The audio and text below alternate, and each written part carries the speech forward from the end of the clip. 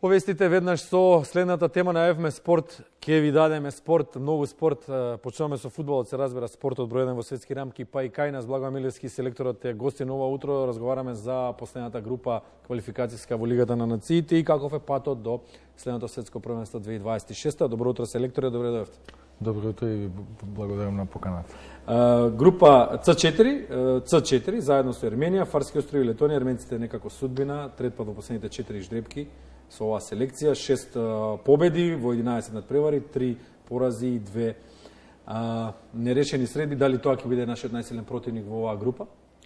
Па не би рекол, денеска не можете да пресметате ништо однапред, математички, затоа што ова е спорт, поготово во фудбалот, денеска нема изразити фаворити, нема аутсайдери, така да против секого и секаде можете да бидете на максимум од својот потенцијал за да се надевате на успех.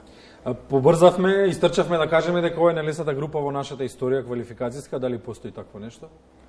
Прв пат слушам и не се апсолутно не се. Ние медиумите побрзавме, истрчавме, познавачите на фудбал, стручњаците, експертите. Не се согласувам со тоа, но во споредба на прошлата група, поготово во квалификацијата за европското првенство што имавме, и кога ќе направиме една компарација дали Италија, Англија и Украина или Ерменија, Летонија и Фарски, секако така е полесна е на книга, што сакаат битолчани да кажат. На книга е многу полесна. Да. Каква ни е програмата со ерменците, со летонците и со Фарските острови? Дали ни одговара распоредот, дали ни одговара темпото во кое што ќе ги одигруваме надпреварите? Па сега дека можете да одиграте два надпревари, нели, и на домашен и на гостински терен. Добро е што почнуваме на Фарски во гости, затоа што условите таму за играње веќе трет пат, ова ќе ни биде четврти, барем мене како селектор, со 21 три пати гостувавме таму и навистина се работи за екстремно чудни услови.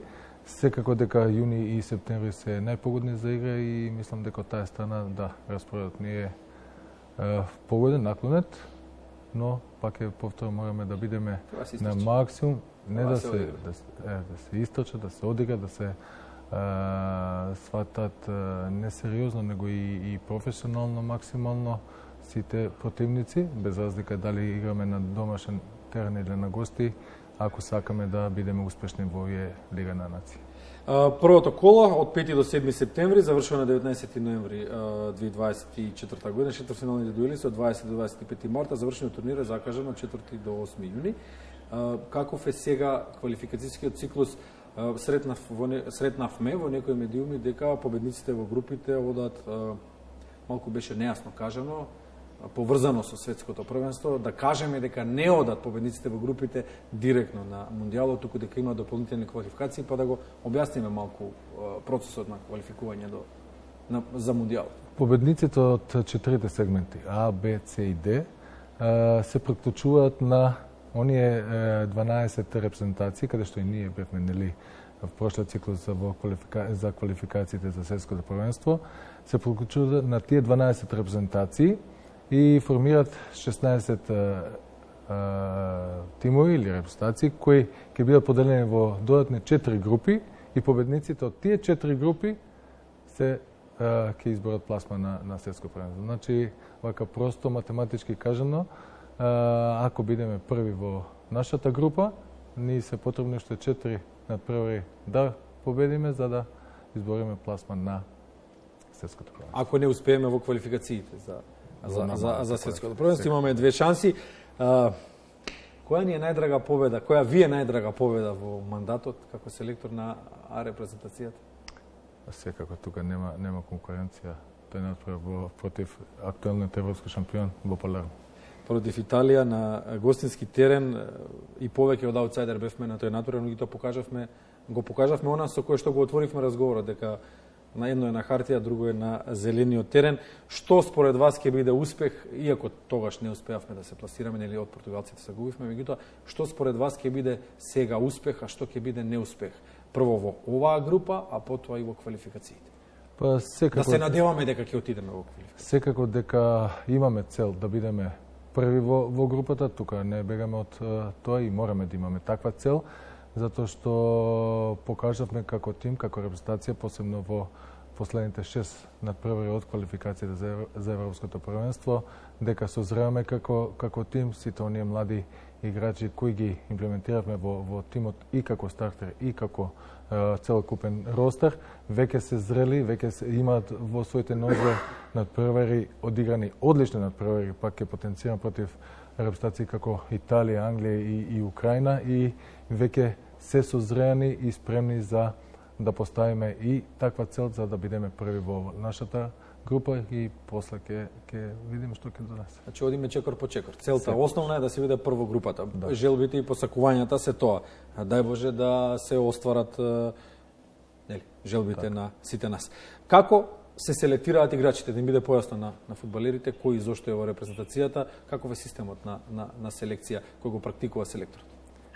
Па секако дека прво и основно да има потенцијал, да има квалитет, да има талент за она што е потребно за еден тип на вакви надпревари. Кој ќе се сочите со гиганти како Италија, Англија, зборам од нашето лично искуство, морате да бидете и да барате од играчите да имаат потенцијал на највисоко можно ниво, што го посакува и што е потребно во денешниот модерен европски фудбал. Секако најдобра препорака е тоа.